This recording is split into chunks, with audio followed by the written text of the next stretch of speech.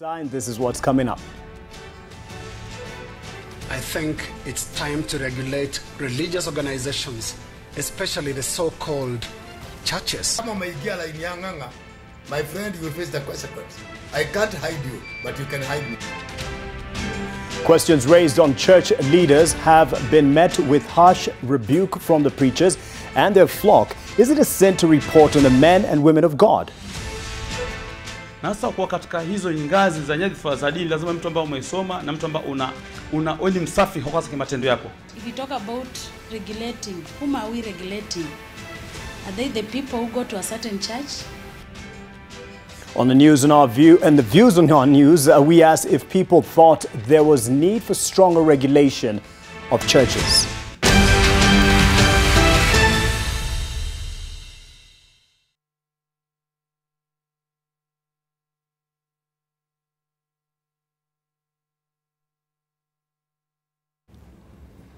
And so this discussion definitely is one that is very touchy. Whenever you touch on religion or the church, people get very sensitive. So we will handle it with as much wisdom as God grants us. So help us, God. Helping us with this discussion tonight, I have in studio Victor Bwire, who is the Deputy CEO at the Media Council of Kenya, but he is also in charge of media strategy there at the Media Council. And next to him is a former colleague here at the Nation Media Group, and that is Crispus Yankem, and he's a communication strategist. He's also been working with the National Council of Churches of Kenya in the communications department, and is still a journalist. Once a journalist, always a journalist, and hopefully joining us shortly. She's in the building, but has been held up in her duty as a revised editor. That is Dorothy Kweyu. She is a senior editor here as well as a veteran journalist and has a lot to grant the discussion. We also invited Babu Owino. He is the Embakasi East Member of Parliament, and he says he is stuck up somewhere. That is for you to judge. But yes, he had some sentiments, especially about the criticism and critical coverage that the church leaders, specifically Prophet David Owor, has been getting in the last few weeks. He's been very critical about that, saying that he is a member and that we should leave Prophet Owor alone, as he's one of the members, and people should be given the pleasure or freedom to worship the God that they want. But first, we start with the voice of the people. The question we asked is if there needs to be a stronger regulation of churches, and why, and if they think so. And this is what they had to say. The churches should continue to be many, as much as I understand.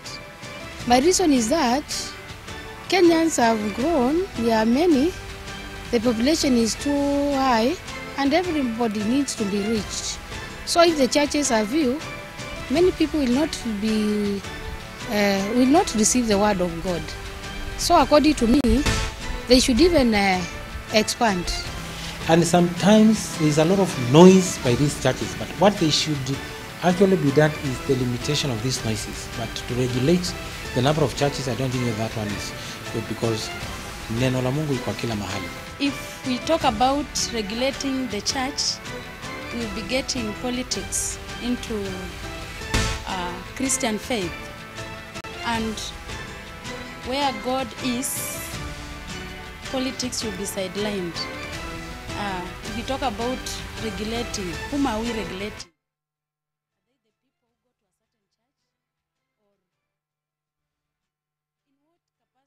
And which?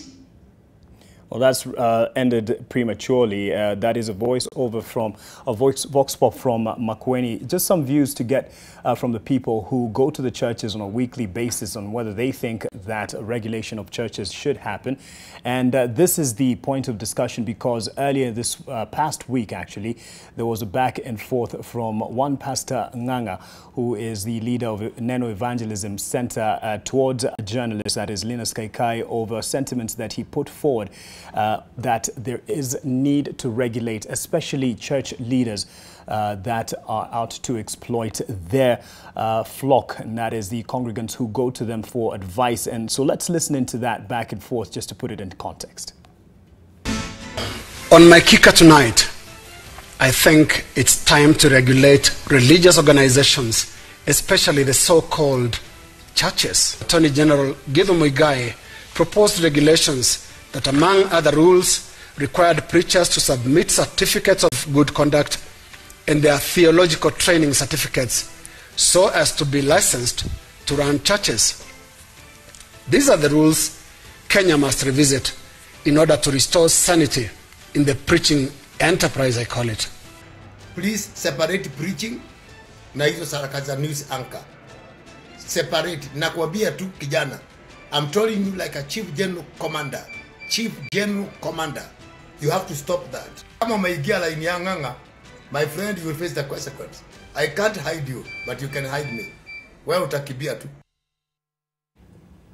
You can run, but you can't hide, is what he meant to say. And this got a lot of reaction. And I'll start with the very man who is in charge of monitoring the media.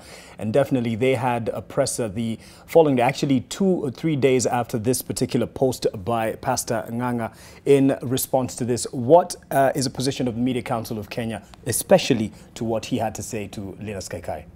Thank you, Mark. One, that's unacceptable. A threat to somebody's life, inhibition from Linus and other colleagues from doing their job, which is contrary to our own Kenyan laws. Journalists' work is protected in addition to Article 34 of the Kenyan Constitution. Remember, journalists, by virtue of their work, are protected by our labor rights to do their work. They are protected by the right to life, right to security, just like any other Kenyan. But more importantly, under the Geneva Conventions, journalists have special privileges and protection to do their job. In this particular case, we don't even need to go to Geneva Convention and the rest, but these are direct threats to somebody in his line of duty. As a Kenyan, Linus is protected under the right to safety, a right to security, right to a job. And once somebody, wherever, whether religious or otherwise, sends us a direct threat, then that's a violation. And as we are aware, we have taken up also the matter in addition to what Linus has done. In addition to the statements we issued, we have written actually to the authorities to do an investigation and, where possible, prosecute the person who threatened a journalist in his line of work. And in actually the development that you're mentioning there, James Nganga, who has been arrested, and he was arrested on Sunday for allegedly threatening Citizen TV journalist Linus Kaikai. This is a story from the Daily Nation. And Pastor Nganga was arrested on Sunday night and is taken in for questioning at the headquarters of the DCI and will be arraigned in court tomorrow. And we'll be following this story up, definitely. In your view, Crispus, is this crying wolf? Are we overreacting in this particular case? Now, you were in the newsroom, but now you're at the National Council of Churches of Kenya. Are we overreacting? Thanks, Mark. I think, first of all, I would like to set the context under which Linus Kaikai was actually giving his sentiments. Yes. And it is important for us to make the viewer understand what exactly Akika is, particularly in journalism. Akika, and especially related to newspapers, is actually an elevated sort of line, slightly above a headline that is expected to provoke thoughts. The basic understanding of it would be that Akika actually kicks, and basically that's what Linus was out to do. Yes. Number two, I think it is important for us to look at the person of Linus Kaikai. Linus Kaikai is an experienced journalist. He's been there 20 plus years in journalism. And when Linus Kaikai takes to the podium or does an editorial or an opinion for that matter, I think it is sometimes very easy to be confused with an editorial piece, especially given the fact of his position at Citizen Television. I understand he's actually in charge of content and strategy. So I think it is important for us to understand that. And basically, this is why it has probably elicited a lot of reaction. But yes, I want to say that the media has done very well in terms of actually reacting to these. because what Linus Kaikai did was actually to invoke the various provisions that are there within our laws to provoke thought, especially on regulating religion, yes, or religious leaders for that matter. But again, we might be missing the point when we talk about regulating churches, because the conversation here should not be regulating churches, but regulating religious leadership in Kenya. Why am I saying that? It is very simple. We've seen actually people who are masquerading as church leaders or religious leaders, clerics, for instance, who have been out there engaging in what we know very well that it is crime. And the penal code is very clear.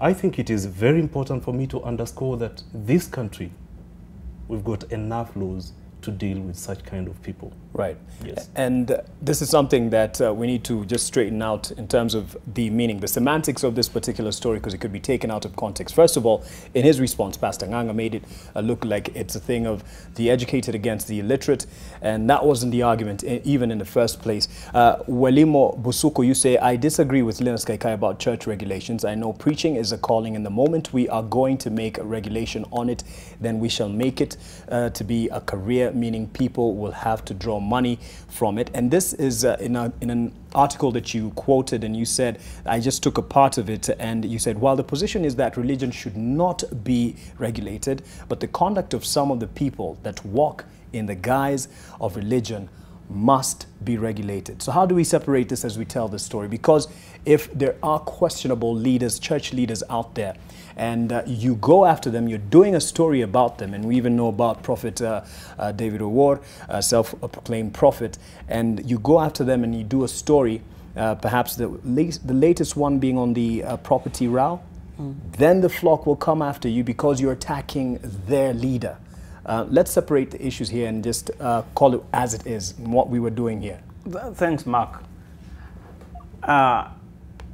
One of the issues, and as Yankin says, journalism is not done to please people.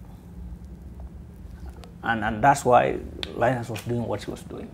But two, people have a right to react to your work in whichever way. Yes. But there are parameters, there are guidelines in which if you feel you are unsatisfied by a story or the conduct of a journalist, there are procedural ways of doing it. You don't go to the streets and start threatening to take law into your hands. Yes. That's not how things are done. Two, I mean, religious organizations, I even don't know why people are talking about regulation or not regulation. It's just a way, which type of regulation, because religious organizations are regulated. You apply under the Societies Act, yes, for you to run, I mean. So already there are laws. The thing was, now, like, I mean, in the article I was right, I mean, you are quoting from, yes, is that what caliber of people should, and what Chris was saying, who should be entrusted with leading some of these organizations? How many of these organizations, religious organizations, as it were, even make returns under the Societies Act under which they are regulated? How many of them even follow any rules in this country? Yes. You know, those are the kind of questions people are asking. And when Linus raises those issues, is that there's impunity by a number of religious leaders. And why the interest of the media? Religious institutions are public institutions. yes, And given, I mean, I was looking at the returns, for example, for CITAM, for their financial year ending, 2017, it was how much? 1.3 billion Kenya shillings as an institution. That's an institution that attracts scrutiny and media interest. If you look at the Ndungu report on land, look at how many church organizations were involved in land grabbing. For that reason, they attract media attention. Right. And it's not that anybody is opposed to the freedom of expression of individuals. And people are free to follow whoever they want. But the conduct of those institutions, the conduct of the leaders who purport to lead institutions must be looked at and scrutinized. Yes. For the mere fact that They're public institutions. They are registered under, laws in this country, and their conduct must be looked at. So that's exactly what we are saying. That yes, those who purport, and at some stage we'll discuss about things, because we also have as the council, we have also problems with the media, and which is something we are raising with media owners and the editors guild in a meeting that is coming up. You are the same people who allow these people to bring these weird miracles, much as they pay. The crusades that we carry and on. They are paid, some of them are paid for, some of them are free, and you promote some of these things, healing and doing, which are purely wrong. You have elevated the same people who are now occupying a space where they think again. You can't question them. Yes. So as because we go forward, actually collaborated under Article 24 of 23 of the Code of Ethics, we are asking editors to work closely or take charge. They should not be telling us that is the advertising department who brought, because most of those church services on Sunday in most of our TV stations are purely con games that each people knows, but we allow them. Crispus, I'll let you jump in here, because this is something I hoped to bring later on in the conversation, but he's brought it anyway, and it's the truth. We air these crusades hours on end sometimes, even over the December, 31st to 1st January celebrations, and this is out there for people to consume. What do you have to say about what they're, looking at, controlling? I think partly I agree with my brother, Victor Bwire. But again, he's gone actually quite hard on, he's giving what I would call blanket condemnation on church leadership in this country, or religious leaders, if you may. I want to say this, because actually here the focus is on one Pastor James Nganga. I don't know whether he qualifies to be called a pastor or not, but I want to say this, Mark. Yes. The first time I encountered Nganga James was in 2002. That time I was working for Citizen Radio. The late Waweru Mburu was actually my boss at that time. And he happened to have done an item on Nganga at that time. So the guy walks in. He was coming to look for Waweru Mburu. But when Waweru Mburu was alerted at that time, he told me, why don't you go and check? So I actually went and found him and told him, Mburu is not in today. Oh, you lied. But yeah, of course. Okay. As a journalist, I wanted exactly to hear Yes. the reasons as to why he was at RMS at that time. So he was hard hitting. Had he come to reprimand? At some point, actually, you could have thought that I'm the victim. Yes. And he told me, look here, Kijana. The same thing he was telling Linus today. Yes. Look here, Kijana, tell your boss that I'm Nganga and I'm somebody you should never joke with. So when I went back after he had left, I actually reported my encounter with him. The long and short of it is, we have people in this country who are known. The law is very clear. Yes. If it is Nganga, if it is the Kanyaris, or whoever you are thinking about, masquerading as religious leaders or church leaders, the laws are very clear. Why hasn't the state taken action to date? In fact, if you ask me, the arrest is coming in quite late. Yes. Because these are people who are known. Their operations are known. For you, the media, I think it is akin to flogging a dead horse, because it is not a new story. This debate has been there. I've seen a lot of articles done about the debate itself, a lot of news items, reactions, name it. How do you take the conversation forward? Right. Does it speak to the desperation of the citizenry of this country? How come we know very well this is somebody of questionable character, and Kenyans are still following? When you go to their churches, quote unquote, forgive me for that, every Sunday, people are flocking in there. So is it a moral issue? Is it desperation? What is it that is making these people actually follow such kind of characters? Right. I think the media has got a responsibility of unraveling the reasons as to why Kenyans will come out their guns blazing to defend them. You know, the father of journalism, Yes. George Orwell, who happens to have been a novelist as well, said, what somebody does not want printed is news. The rest is public relations. I think you guys are engaging in public relations, sensational journalism. It is time to take the conversation forward. Yes. And you agree with what he's saying, that there should be some controls in how we engage with these religious groups in terms of carrying their sermons straight to the people. But then in a newsroom, I would say, who Mark, are you to vet? I would actually say, Mark, that it is time the media moved away from traditional ways of generating revenue, because that's one of them, advertisement. You gain control, you gain authority, you have a free platform to tell your own story in a manner that you think is correct when you are empowered financially. I think that is where you guys ought to put your spotlight on. Okay. Yeah, real quick before I take a quick break. And Chris, I can't remember any time any of the mainstream, the mainstream churches now, have ever even spoken about some of these people. I don't know why you're calling them mainstream churches. So while media has needed to look at these bad religious or those Cornish guys, but where is... If I may just jump in. Where is NCCK? Where is the Catholic Church on this guy? Jump in. Even when Victor, they Victor, you go to church, don't you? Yes. You go to church, don't you? I go to church. I don't know where you go to church, but I want to believe that you go to church. I go to church. You know, it is not the responsibility. I'm a seriously religious person. It is not the responsibility of religious leaders to identify the chaff. Central Bank does not print fake notes. And that's how... Just a minute. Okay. Just a minute. That's why we have a problem. Let me make a point and then we'll let you That's respond. why we have a problem with the church. That every time they want to sit on the fence and say, we have no role. When there's hunger, there's corruption, there is religious conmanship, they say, us, we just sit and watch. Come on, if the media can't do anything, then us, we just have no a minute. business in Just that. a minute. Yes. You know, what I'm trying to say is that Central Bank does not print fake notes.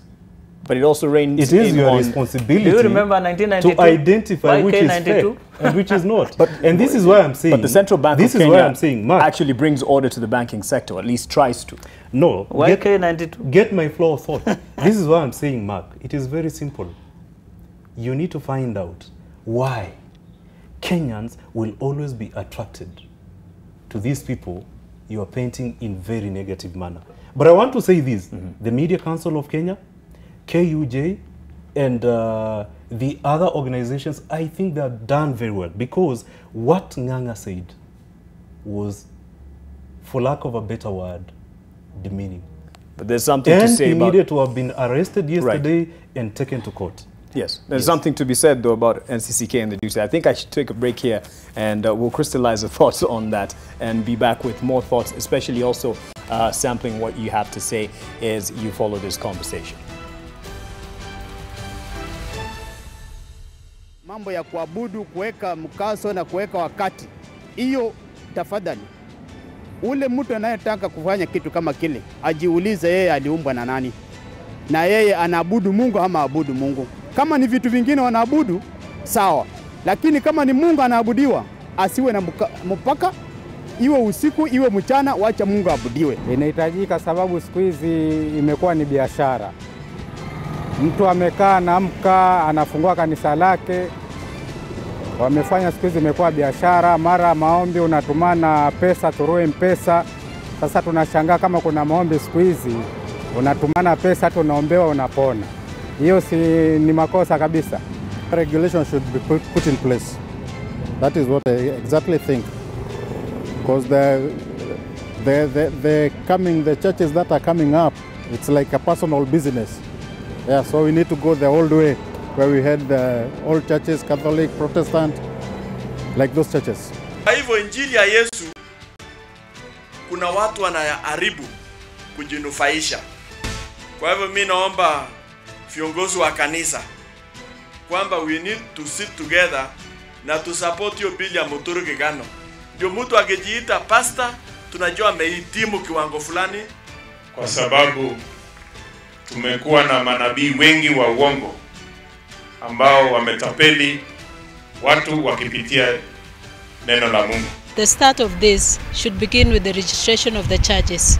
I know there is registration society of churches, which they should be able really to scrutinize and know what church is starting in this country and who are the top leadership within that church.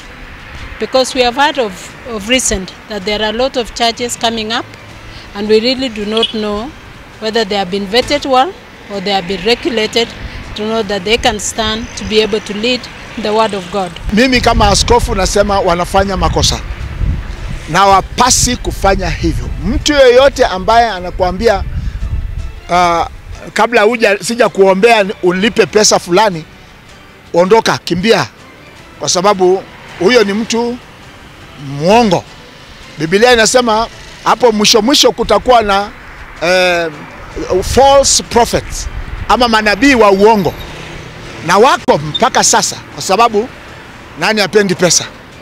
Swala la dini ni swala nyeti sana, kwa sababu tangu mimi nilipozaliwa nyakati hizo miaka 60 70, wakati kusikia huyu na kwamba ni pastor, huyu ni imamu, ni kwamba ni watu walikuwa na imani kali ambao kutokea matatizo kuhusu jamii wanaweka vichwa pamoja, kama hao na Kristo hao na Islamu, na wanatotole matatizo kama jamii wa hiyo kijiji ama wa hiyo district.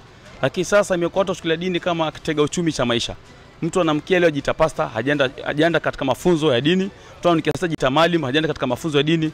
Na sasa kwa katika hizo ngazi za nyadhifa za dini lazima mtu ambaye umesoma na mtu ambaye una ni msafi kwa kwa matendo yako. Tunaona kwa mitandao, tunaona kwa makanisa kuwa mapasta wamekuwa ni kama conman. Nasikia wengine wanaenda paka wananunua powers. Na mimi mwenyewe ninapoongea mimi siendi kanisani. Japo huwa naamini Mungu na naomba nyumbani, kwa sababu utaenda kanisa na utakuta yule pastor wako labda jana ulimuona mahali ya kizini labda na mwanamke, na huyo pastor ndo anatarajia aweze kupatia maadili ama kuonesha mwelekeo. So mimi nafikiri serikali kuna umuhimu waweze kuregulate hili swala.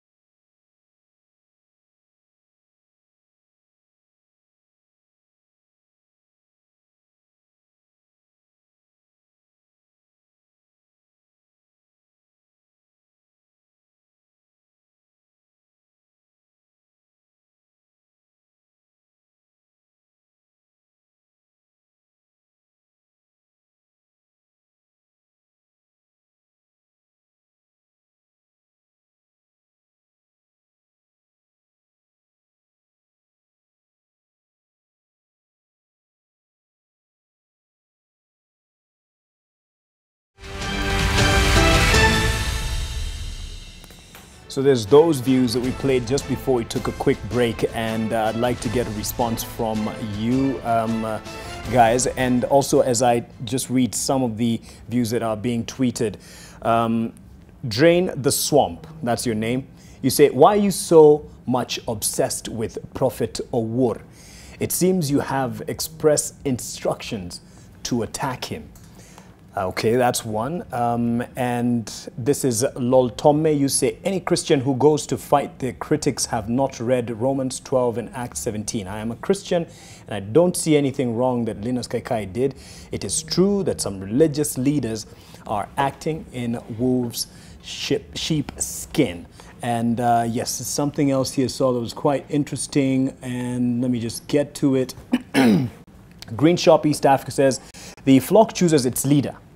We can only regulate the conduct of the institutions, not the individuals heading them. That is the job of the church committees and church members. We should focus on issues affecting the members, not mere stories. So let's respond to this in terms of our place as media to expose one or two things and how we handle these stories on religious leaders, knowing very well how people get sensitive about their men of God and women of God. Thank you, Mark.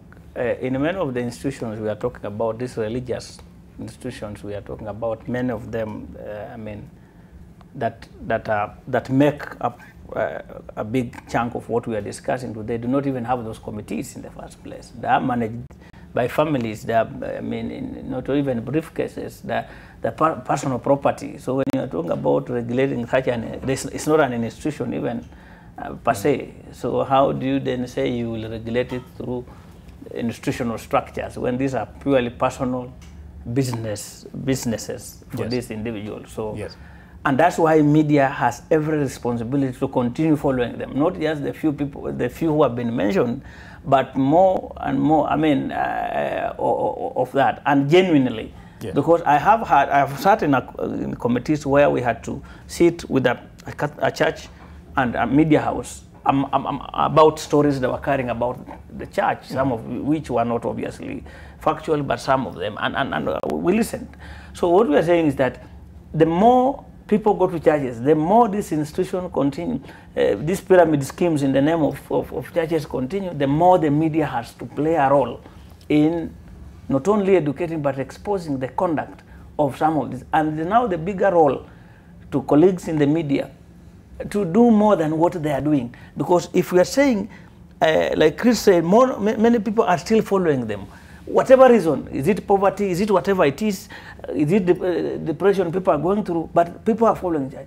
The more reason why media houses, journalists must focus on which kind of people, this institution people are going to. The argument still goes back to that point. As journalists, who are you to judge? Who are you to vet these chosen men and women of God? How do we respond or deal with this in terms of, you know, sifting those who we actually give the message to the audience through? Mark, there is a credibility issue. For a journalist, your story depends on sources. And you have a bigger responsibility to check on the credibility of your source. Right. So for you to give platform for Cornish guys to come to the media by either they have bought adverts or whatever they have done, or they appear to preach, is a failure on the journalists to do a due diligence on their sources. Some of the names we are mentioning here have been in the public limelight as Cornish people for many years. So media has no reason to say that they can't judge, they can't vet, that they have no role in. I mean, I mentioned to you the stories of from rags to riches. These are stories we have cautioned colleagues in the media, that a person comes how he was poor 2 years ago, then like he's a billionaire. Most of these things have turned out to be Cornish games. And journalists must also be learning. We must put one to one before you give that platform to that person who is saying whatever he has. You have a duty to do a due diligence on your sources. Crispus, who are you to even throw any aspersions about a man of God or woman of God? I think first of all I want to say that the media should be very careful not to pass a blanket condemnation. But having said that, I think I want to say that the media has got a responsibility. They are not in the business of doing public relations. After all, that is not journalism. The media has got a duty to inform and shape society through the stories that you do. So when you say that the media should stay away from from writing such kind of stories or publishing such kind of stories that touch on religion. Never mind, in this country, we have the freedom of worship. But again, as the media, like I've said before, you have a duty to call out the fake and call a spade a spade. But how do you take as the who? conversation What measures forward? are we using to call them out as fake? I think Victor Bwire was quite brutal. And he said it very well, that the media's duty is to shape society. That is one of the duty. We can't run away from it. So, what levels do we go to in order for us to ensure that we are playing within the rules of journalism? I think it is very easy. But having said that, I want to say one thing. I think the media's duty at the moment, it is not actually to regurgitate what has already been said, because basically that is what we are engaging in. Right. I put to you a few questions a while ago. The conversation should be, how do we take the story forward? And I asked you, it is very simple. Go to some of these churches that you are accusing.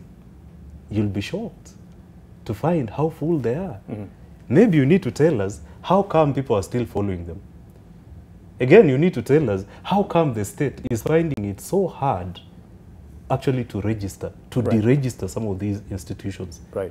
What processes, for instance, if I wanted to start a church today, or let me say a worship house, not a church, what are the requirements? What is the vetting that is done? How soon do you get your certificates? Do people know? Yes. What is the government's position? You see? But again, having said that, Mark, it is very important for us to know that the penal code of this country is very explicit. And this is why I'm very uncomfortable with some of the sentiments. If somebody is a criminal and the character is showing and there is evidence, it is very easy to take action. Yes. So how come we have some of these characters who have been masquerading as church leaders or religious leaders, and they're still roaming freely there? Right. I think those are the questions that you need to ask. But coming out and say, to say that religious leaders are failing in this country, I think it is very unfortunate. It is not a route that we may want to go. I know you go to church, Mark, and I'm not here to defend anyone, but I know very well we have religious leaders of good standing in society, and there are many. It is only like journalism. We also have our own rotten potatoes. It is as simple as that. Okay. And I think we are clear here. There's no blanket condemnation, because if you look at the conversation, it started around some religious or worship leaders. So I mean, even in the introduction of the discussion, it was about specific people. So there's no blanket condemnation that we are doing, but we are saying, how do we move the conversation forward if we have talked about, for example, Nganga for the last 10 years and is still doing what he's doing? How do we go to day 2 when, I mean, we have mentioned what they have been doing. He threatened you how many years ago? I mean, those are many years ago. I mean, I'm saying, and he's still threatening people 20 years. So how do we move the conversation if whatever other institutions that are involved are still there? If many of these, I mean, we were talking about Ekeza today, Sako, is still related to that. Yes. I mean, how do we move the conversation if the same people of character are still doing the same, and other institutions, we still call out that, yes, we have been writing about these leaders and nothing seems to be happening, and they continue conning people in the name of God. Right. So as we want to move and suggest what, we must still call out the relevant, like you have mentioned, the AG chambers, where these things are registered, the investigative arms of the government, where some of these guys are engaging, what has been done. So that's why we must still call out the Ngangas, the whatever, so that action is taken. But how do you call them out? How do you call them out? I mean, you have seen, if you have been following the story you have just mentioned on a Professor War, I mean, Star has been very consistent not in the church things he does. Yes. They are not talking about his preaching. And nobody has a problem, people going to, to listen to him. But you know, the story has been told selectively. Has it not? The story has been... This particular one, actually, I think the one that you're talking about. For instance, even the one on LK. Yes. I think I saw the video. Yes, I think I saw the video on Facebook. Was it carried in the mainstream media? No. Star has been very consistent. NTV was very consistent on Pastor Ward, so that there was consistency in what they are doing, despite the threats, physical and otherwise.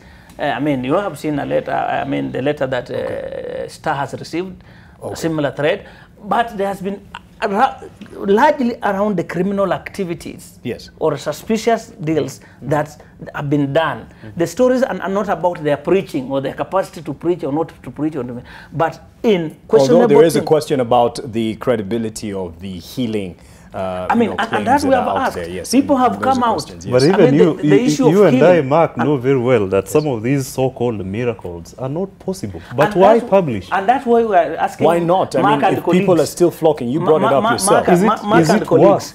Isn't it? Your space. According to the HIV because it's law, at the heart of many people, isn't it? According to the HIV Prevention Act, there is no known cure for HIV scientifically in this world. As a Christian, though, you do believe in a miracle. I'm telling you, why would a station bring a person who is claiming to be healing people with HIV when scientifically it's not known? And that's why we're saying media houses, although whether you are looking for money from adverts, break the laws of science. There are cases where some of these preachers have even gone to hire these crutches and the rest, and you know some of these things. Right. Expose them. And you are not doing anything. You are still giving these guys 6 hours, 3 hours on Sundays doing weird things.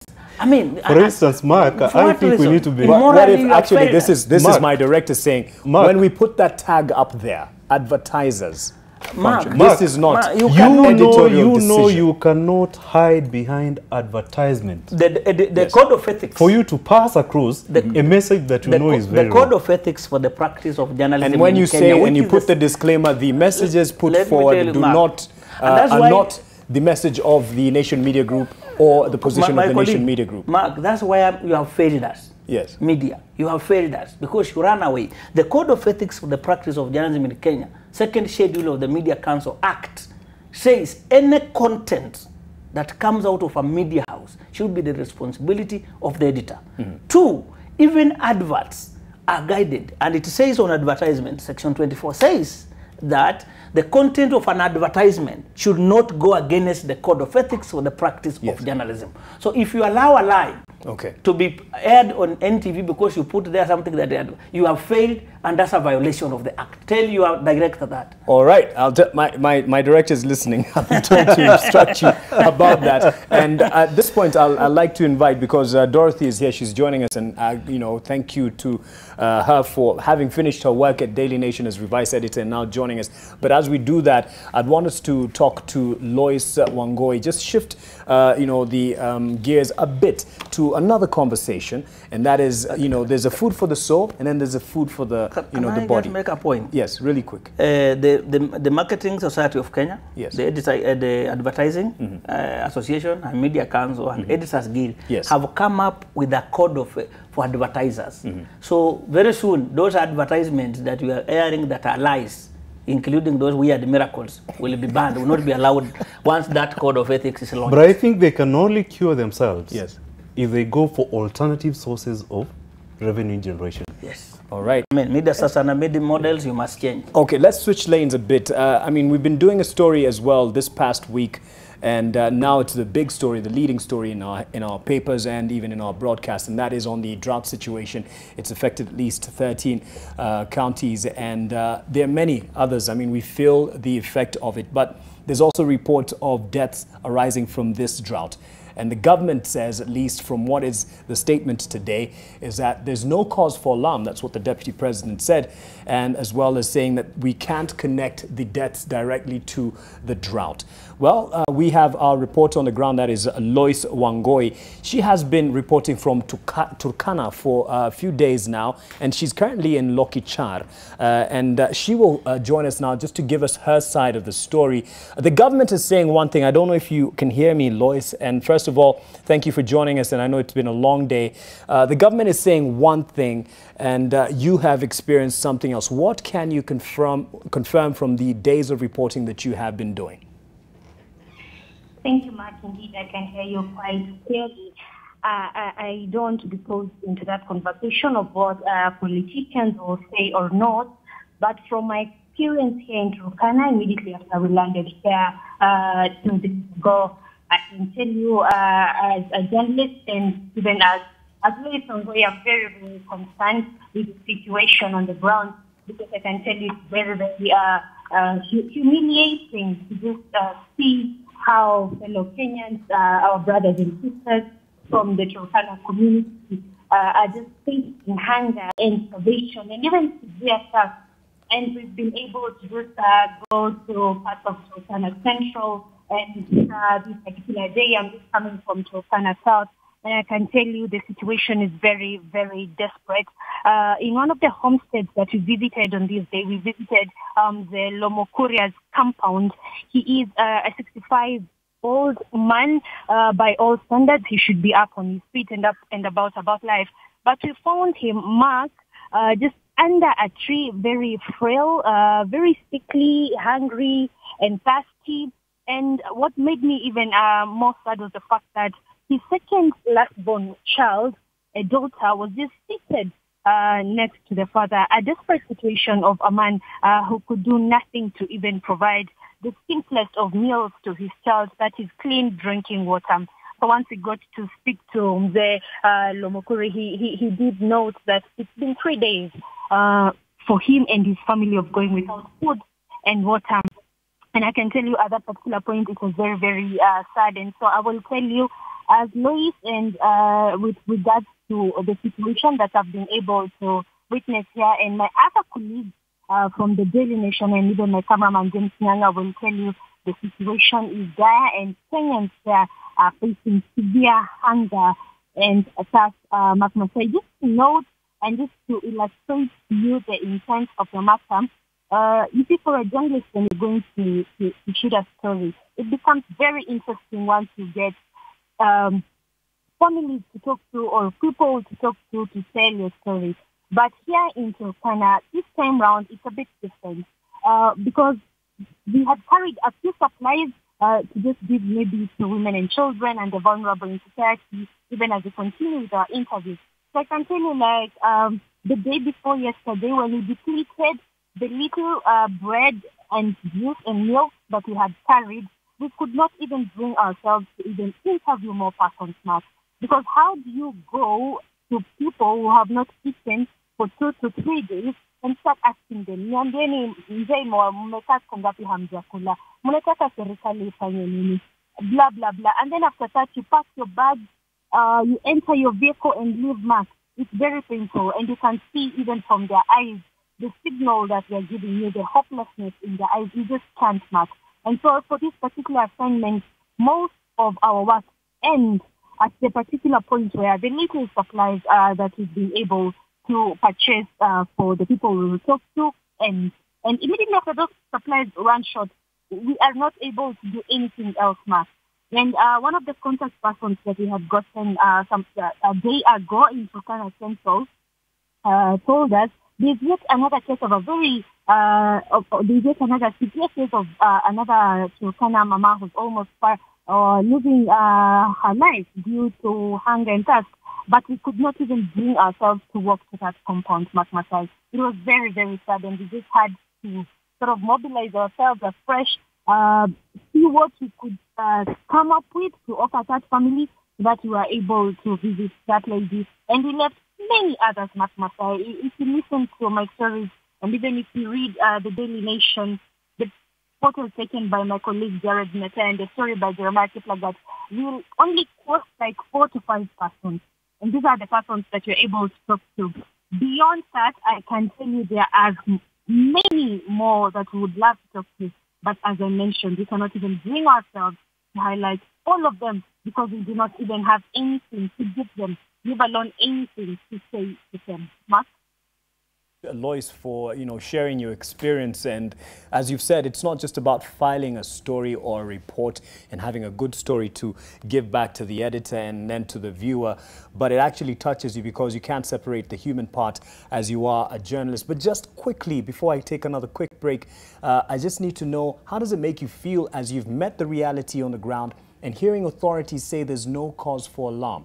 I mean, there's definitely a dire situation out there.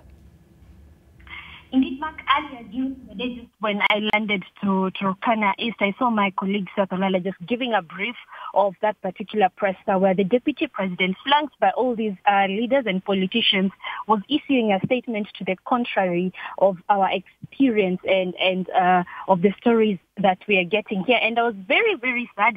And I remember just trying to send a number of questions to Seth because I felt like I should just ask them and tell them, you see, whatever we're reporting, whatever is being printed on the Daily Nation as pictures and the stories, it is factual. It is real time, Mark Masai. Unlike what even the governor, Josephat Nanok, the governor for Turkana County, had tried to indicate on an earlier tweet that had seen on social media on his Twitter handle, if it is a verified account, that these pictures that are all over are not coming from Turkana County. And so it beats logic. It saddens my heart.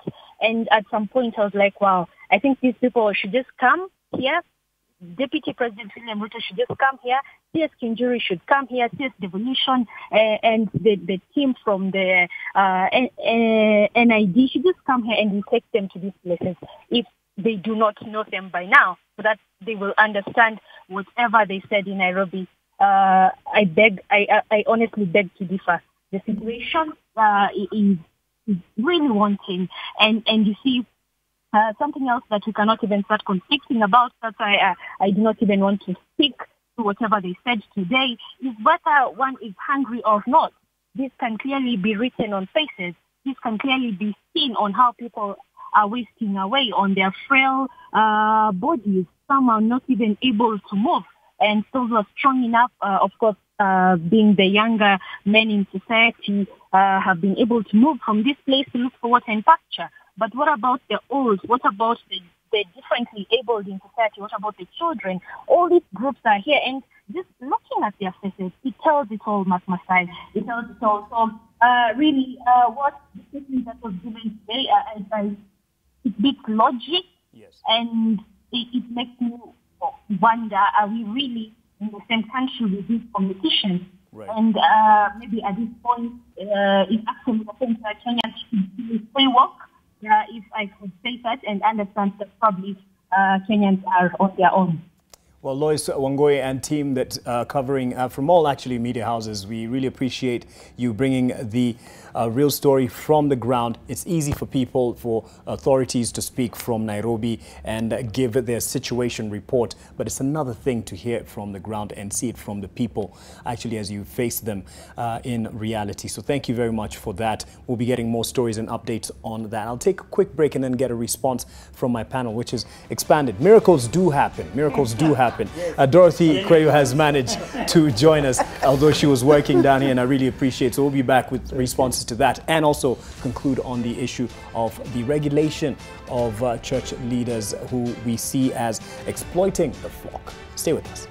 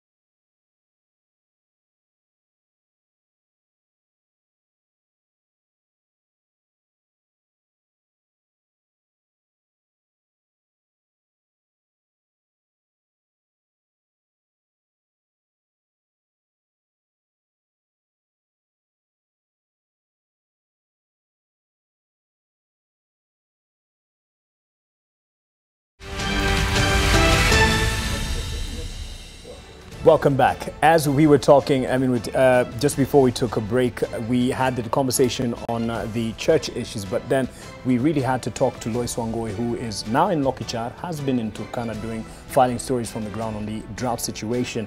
And we have a situation here, lady and gentlemen, I'll start with the lady, where the government is saying no cause for alarm. The situation is under control. We've released 2 billion shillings that will reach the people and it will be okay. And we can't connect the deaths to the drought at the moment. How do we continue with this story in terms of telling it with such denial from the government? Thank you, Mark, and sorry I came in so late, but... no worries. Appreciate you joining us. At least you duty called. Yes. I think that that yarn about the situation being different from what the journalists are saying would have worked in those days before the social media. It's now so easy to contradict that, by just a click on the phone, and you send a picture to show the reality on the ground. Unfortunately, such statements are extremely unfortunate because it's almost like you are laughing at the sufferings of a section of the citizenry. And happening more than 50 years after independence,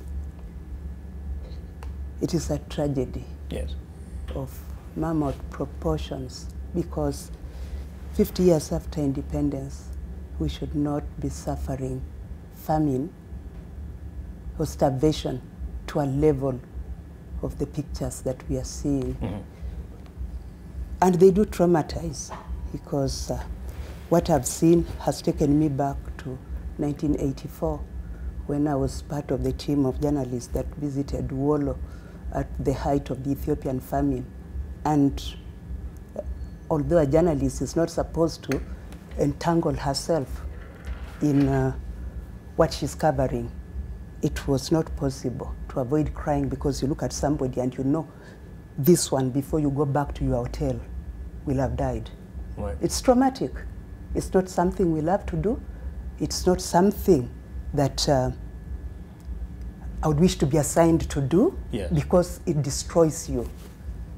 It destroys you because you're a human being and you know that things could be better. Right. And to tell you the truth, if I was the minister in charge of agriculture, if I was a minister in charge of planning in this country, I would resign because I have not fulfilled my mandate to see that every Kenyan has a meal to keep them alive and not just basic survival, but decent living.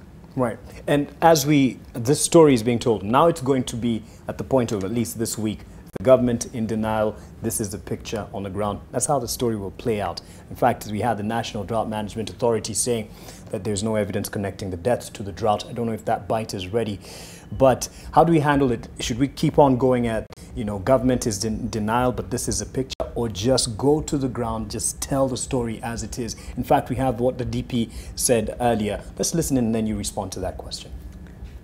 It is important for Kenyans to know that we have sufficient food in the country. The food situation in the country is stable and there should be no cause for alarm. Those deaths are linked to maybe sickness and other issues. So as far as we are concerned, we don't have any report that can directly link the deaths to drought. And that is what I call sophistry. And it is extremely annoying because they know that nobody is going to take the gadgets and do a scientific connection between the deaths and or the extreme hunger situation and what the people are looking like. We know that, for goodness sake, when somebody is emaciated, it has to do with the stomach. The stomach hasn't had anything for a while. And we don't need a scientific explanation, you know. We don't need scientific proof. Yes. So it's extremely annoying to get that kind of Such statement from reactions from the authorities. And Crispus, the approach now we should give with such. Look, Mark, I think I want to say that the DP is doing his job as number 2 in this country.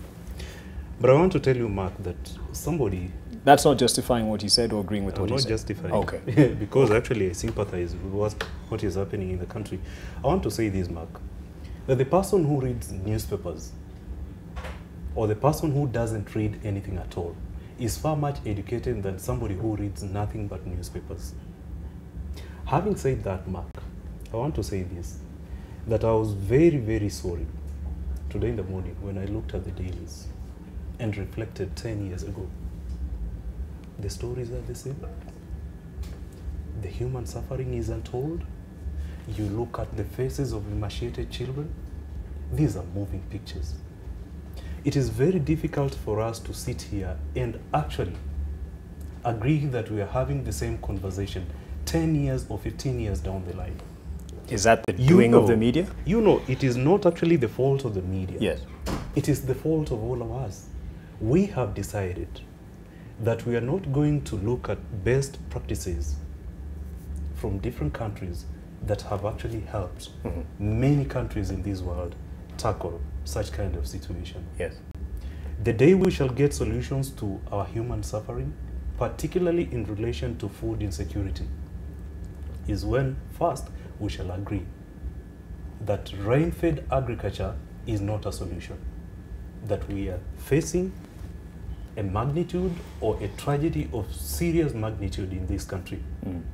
We need to be innovative. And on the part of the government, I think it is incumbent upon the media to call them out, because it is a conversation that has never moved an inch. When you look at newspapers 15 years ago, you'll see the same template. I think this time round, I'm interested to see how far the media will go in terms of calling out the leadership of this country, calling out the leadership of counties, because even counties, when you look at governors, they are given money. The laws allow them to spend on emergency. How come Turkana, Marsabit, Mandera, and those other counties that are mentioned haven't done that? Yes. It's just the other day they had the summit. Then you see the usual denial, the usual chronology of events, and the reactions, and the media is going to follow suit. Just following that, do you think we failed then the Kenyans in terms of informing or setting the agenda? Because year in, year out, it's almost the same. He said there's a template. The media, by the fact that you have sent their colleague on the ground, that means you take it seriously. Yes. I mean, to meet a cost of taking. My brother, don't take me wrong. I said true. The media takes the issues on this matter quite seriously. But again, I'm interested to see how far they'll go in terms of now putting not just follow the template as has been followed year in, year out. I mean, people are seeing, and the media has done what it is doing. A day ago, the minister was launching, flagging off some food or whatever because of famine, they told us. Some 48 hours later, we are told there's no famine. I mean, so you start now wondering. I belong to a WhatsApp group for Turkana journalists, the group of journalists, and I asked them today in the morning. I saw a statement from NANOC's governor's press service. Yes. I saw, and I asked the journalists, other than what the governor is saying, what the government is saying, what are you seeing yourself? What is it in that ground? And they said, Victor, it's bad. It's bad. And I have those messages here and photos from journalists based in Turkana, plus now the colleagues you have sent there. That have been sent. So, and immediately I saw the team that came to address on the matter today, away from, for example, PS, Professor Mboga, who is a PS for agriculture. It was the CSS and the rest. I knew we have gone politics again. We are not going to face what is happening. And from there, I appeal to journalists, not to ignore government, but to concentrate on showing what has failed, what is not working. Because you can't tell us there's no famine. At the same time, the governor, Turkana, was calling out for help just the other day. I have seen a report from the same National Disaster Management Authority and FAO and the rest that gives the situation in the country. So when again you are hearing people saying it's not there, then sometimes you just say, colleagues, and actually the Media Council, today we started a media monitoring report. This week we are concentrating on how media will cover the famine and drought stories to show is it the media that was creating photos and stories, or is it that there's famine in the country? Yes. I mean, so just to show, because it's made to appear like media is lying. Right. I mean, and we know from what the colleagues are sending and what we are seeing and talking to colleagues there, that is really the situation not good on the ground. And not to speed this conversation, I believe we actually need to follow it up as you do the monitoring and follow it up next week. But just a quick one, just this template. We can almost anticipate this every year. The weatherman gives the alert in good time. Are we wrong in waiting for that devastating situation? Because the boss will send you when we hear there's trouble on the ground, there's livestock dying. Can we go ahead of time and perhaps not be prophets of doom, but just to anticipate and set the agenda? Tell the story from the ground where the people are asking for the government to be on alert, to perhaps even change the way, as you've said, the conventional way of agriculture that we've been pursuing. Is there a missed opportunity here for us? There are missed opportunities in the sense that even what the official was saying about there being plenty of food. Yes, there is food in Kenya, but what about the logistics? The access, yeah. The logistics of getting it there. And you know, what is amazing me in this particular case is that we have no rains yet. So the roads should be motorable. Why hasn't food been ferried from the food surplus areas to the food deficit areas, you know, pending the, you know, opening of those areas to agriculture? Yes. You know, now and then I've seen beautiful lush areas in Turkana showing where agriculture has been experimented and it did well. We have seen our MPs and MCAs going to Israel, a piece of desert that is a food surplus country. Right. You know, why don't we sustain the debate on making those dry areas lush farmlands, you know, so that we shift the debate from mourning each time that we have this kind of disaster. But I think, again, we should not give the microphone to these officials who lie to us. Yes. That there is no, you know, cause for alarm. Yeah, you know. Nonetheless, coming from the deputy president. The ones that, you know, the prophet used to say, woe unto you who say peace, peace, when there's no peace. There can be no peace in an empty stomach. Right. Yeah. And you've mentioned prophets, which takes us back to what we were discussing earlier. And someone actually mentions here, Tom Thoya, you say the media should actually pay a visit to the area that veteran journalist Dorothy has talked about, you know, in visiting Ethiopia, those days of famine. I'm told the place is now a breadbasket. If true, Kenya can learn from that on how to walk the talk. Perhaps challenge the conventions that we have right now. But let me play a bite here in terms of the previous discussion, because I need to give a chance to also respond. The drought situation and the famine coverage is something that you're monitoring and will definitely monitor into the week and see that we could dedicate a whole entire episode to it. But first, this is what the missing guest here, that is Babu Owino, and someone actually told me ulituangusha kwa kumwalika. Well, he hasn't come, so he's probably saved me that. But Babu Owino, the Embakasi East Member of Parliament, he was speaking earlier, and he was speaking in defense of Prophet Owor, claiming to be a member of that church and saying that media should stop the heavy critical coverage on them, and people have freedom of religion and, you know, to choose who they want to follow, who to worship. Let's listen in. This notion that we are being told that pastors, bishops, prophets should be having a degree for them to do their job. I have to state it categorically that the Constitution is very clear, and it states that there is freedom of religion. Anybody is allowed to worship the God that they want to worship. Personally, as Babu Owino, I worship Jehovah Jireh, Jehovah Yahweh, Jehovah Rama, Jehovah Shammah, the most almighty Lord, the Father of heaven and earth. That is my God. And anybody who wants to worship any other God as enshrined in the Constitution, it's allowed.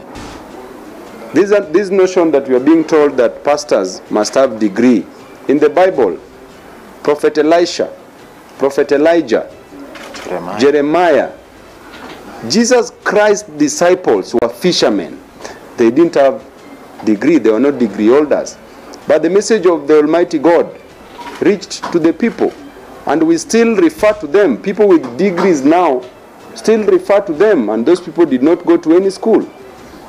We are very much aware of the hate speech that is now going into the church. And they say when they stop hating, they'll start telling lies.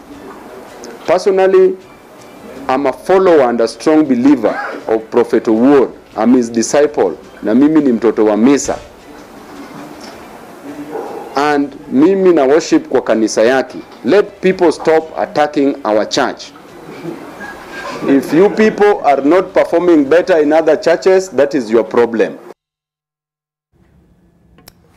Dorothy, quick response. We need to wrap this up. We have less than 10 minutes. Dorothy, your response first of all to this and how we should deal with such, you know, religious leaders in covering. Personally, I think that we have taken freedom of worship too far, way too far. And I would add that even though he might be called intolerant, I do fully agree with Paul Kagame in checking this proliferation of what I would call Urongo na Kweli churches and ministries. A lot of them are nothing more than commercial enterprises. And when you see them being held on a pedestal, when all they are doing is milking the poor. And you see, sometimes I just wonder, you see somebody who has barely anything going to give all they have, or the little they have. You know, and a lot of the time it is brainwashing. It is brainwashing. And the sooner there was some element of regulation, and I don't know how the government will do it. Yes. But we love task forces. And if it calls for a task force to see how we shall regulate them, so be it. Because there are way too many. Yes. You know, you go and you find a 12-person ministry, you know, they start like that. And by the time they are exposed for what they are, they have already messed up too much, you know. Yes. So, do you have that view? Do you hold the same view? Earlier they were talking about, and Media Council is looking at the way forward, that media houses actually should not be airing some of these leaders. I mean, we've had crusades, Prophet Owuor, and we're now talking about him, you know, hours on end, just, you know, beaming it to the people in the name of advertisers' function or paid for adverts. Should we give them a blackout the same way we give, you know, hate speech a blackout, or we're meant to? Of course, as a beneficiary of advertising, the reaction would be, let them advertise. But there is also the conscience part of it, you know, that when you are giving airtime to this kind of thing that you don't believe in, you know, just because of income, where do we draw the line between ethics and the bottom line? I think that is a debate that should be taken on a higher ground. And you'll tell us how far they get. To Crispus Yankim, as you know, last comments, there's that point where you said there's an issue of legitimization, as we keep calling them Prophet Owuor in our reports, or cleric so-and-so, it came up over the break. We're actually making them bigger than they really are. Should we be careful about this? I think, Mark, you said it, but I refuse to be drawn into that debate again. Having listened to Bishop Dorothy shortly before you actually played that clip of Babu Owino, I think you needed to stop there, but you spoiled the broth the minute you actually brought in Babu Owino. Right. The things he was saying. Right. Because, you know, Dorothy gave a very good sermon and a very good account of herself as a Christian. Yes.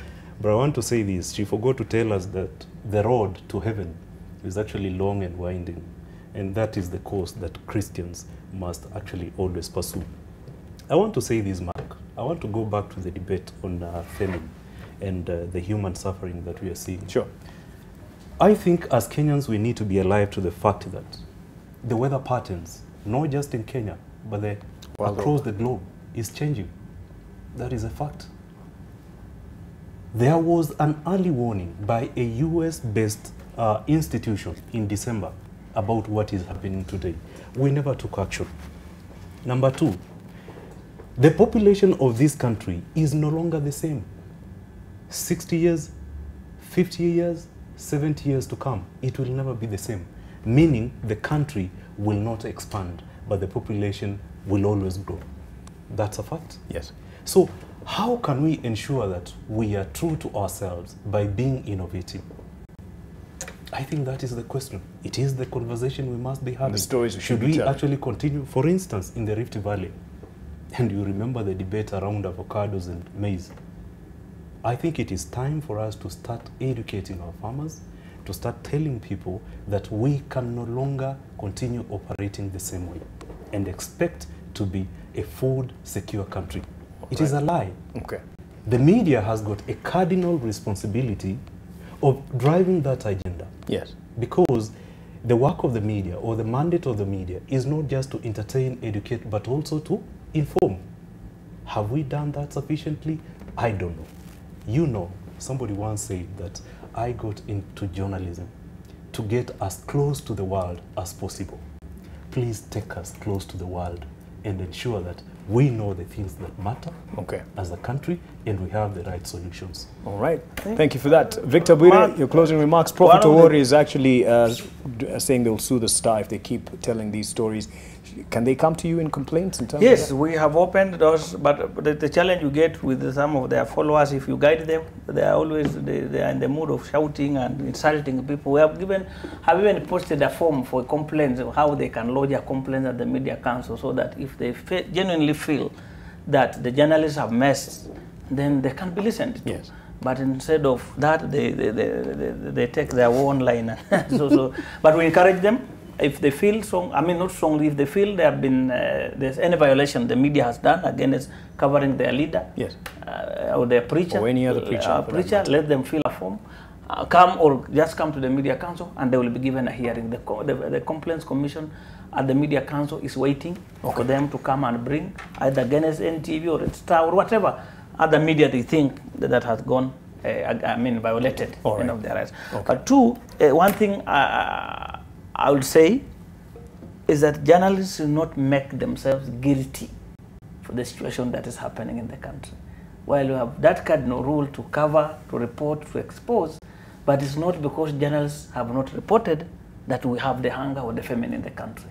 So don't walk feeling guilty that it was me who made it. Because I remember, in addition to the US-based camp, I'm a member of the IGAD Climate Outlook Nation. In the last 2 months, we were in Rwanda, we were in Uganda, and even 2 weeks ago, the host, the National Disaster Preparedness Conference in Mombasa. These reports, I get them from Kenya Meteorological Department, giving the weather outlook of this country, and they have given, in those reports, they always give the weather outlook for the next 3 months, and they will break down what will be the effect on agriculture, on roads, on infrastructure, on health. Those reporters have written articles on them. So when you hear people waking up and saying this, because if I look at the IGAD outlook, climate outlook, or if you look at the meteorological department latest reports, they show the weather patterns and what we should be expecting. Yes. In counties like we are mentioning, Masai, Turkana, already even within themselves, they have now ministries, dockets in charge of such. What have they been doing? I was looking at some of the counties, they have even budgets that people are asking. In one of the counties, I saw they had allocated 350 million Kenya shillings for disaster related. Now, each of the journalists there is asking, where did the money go? Where did this even 350 million, which work did? Because there's already there. So there's also, we want some genuineness in what people are doing. Okay. It's not just politics, people are losing their lives. All right. But for the journalists, let's continue doing your work, but don't feel guilty. You have done what you have done. And if action is not taken, it's not because of your failure. And we'll follow up on the monitoring that you're doing this whole week. Yes, we will be releasing and reports, if my producer, Rosalia Karanze, allows me, we will dedicate a episode to this. And speaking of which, so thank you, Victor Bwire from the Media Council. Thank you, Crispus Yankem, as well as Dorothy Kweyu, for coming on and giving us your time after a long day's work. This is something else my producer prepared, and it's an international focus, one of the biggest stories that was told this past week and is still in the headlines. And it's very concerning how it got out to the world. And this was live streaming of the terrorist attack. Terrorist attack, but is still being regarded to as by many media outlets as the shooting. Well, following the live streaming of the New Zealand Christchurch attack on Friday, there are calls for social media platforms to be able to react more quickly and stop the broadcast of such live events and any other that may negatively inform the public, and calls to regulate what goes through social media platforms. I'm not sure if you managed to see the video that was being passed on social media, on WhatsApp groups and what have you, of the attack and how it went down, and it was really appalling. And this is the story to control that. Thank you, guys, for your time, and thank you to those who made this possible. I'll leave you with that report as we reflect on that. Thank you for watching Press Pass. Those that control and own social media platforms should deal with it straight away and stop these things being broadcast. But that brings into the whole issue the question of regulation of social media, because social media, and there's some very dark places in social media, is where this person was apparently inhabiting with his far-right extremist ideas. Jeremy Corbyn, the leader of Britain's opposition Labour Party, speaking on to Sky News, said this after a gunman broadcast live footage on Facebook of an attack at 2 mosques in Christchurch, New Zealand, which happened on the same day in which 50 worshippers were killed. The footage quickly spread across the internet and was still available on platforms including Twitter several hours later. In relation to this, an 18-year-old man has been denied bail at a court in New Zealand after he was charged with distributing the live stream of the mass shooting at a mosque. The man faces charges of sharing the gunman's live stream and posting a photograph of one of the mosques attacked with the message "Target acquired," along with other chat messages inciting extreme violence. His request for bail was refused, but the judge granted him name suppression. He is due back in court next month. Australian Brenton Tarrant, a suspected white supremacist, was charged with murder for the mosque shooting. Tarrant was remanded without a plea and is due back in court on April 5th, where police said he was likely to face more charges. Friday's attack in the city of Christchurch, which New Zealand Prime Minister labelled terrorism, was the worst ever peacetime mass killing in New Zealand.